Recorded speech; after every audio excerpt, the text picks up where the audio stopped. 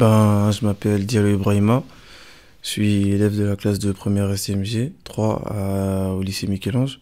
J'habite à Colombes et je viens de Conakry, de Guinée. Alors, quelles sont tes connaissances sur les révolutions arabes? Je sais que les révolutions arabes concernent certains pays du Maghreb, notamment la Tunisie, l'Algérie, un tout petit peu le Maroc. Après, il y a d'autres pays comme la Libye, l'Égypte, tout ça. Et, tu connais quoi exactement sur le sujet? Je sais que les populations de ces pays en avaient un peu marre des présidents qui dirigeaient ce pays, parce que c'est des présidents qui ont tous fait au moins 25 ans au pouvoir, donc ils en avaient assez de la dictature, des censures de la presse, la liberté d'expression, tout ça, donc ils voulaient changer tout ça, et ça a créé beaucoup de révoltes, beaucoup de morts, notamment en Libye, en Tunisie, tout ça.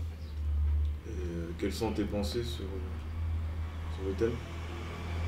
Ben, mes pensées, moi je pense que au niveau de la révolution, ça a été courageux de la part de ces populations d'aller vers le parti politique, le pouvoir, pour combattre contre ça.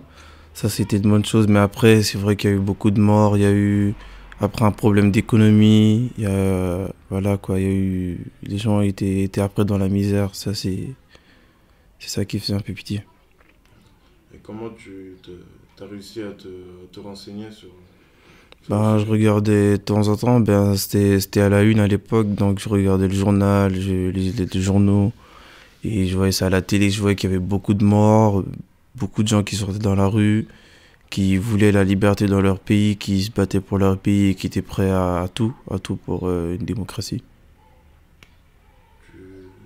Ça t'est arrivé de t'imaginer dans cette révolution arabe?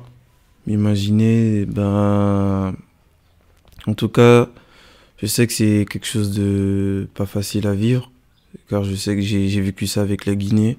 Il y a eu beaucoup de révolutions, donc quand on voit ça dans un autre pays, on s'imagine qu'il peut y avoir la même chose dans son pays et c'est vrai que c'est pas facile à vivre.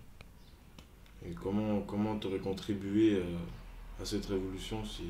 Cette révolution, en étant adolescent, j'aurais sans doute créé un petit groupe de jeunes pour pouvoir militer, pour pouvoir faire quelque chose, faire ce que je peux pour mon pays.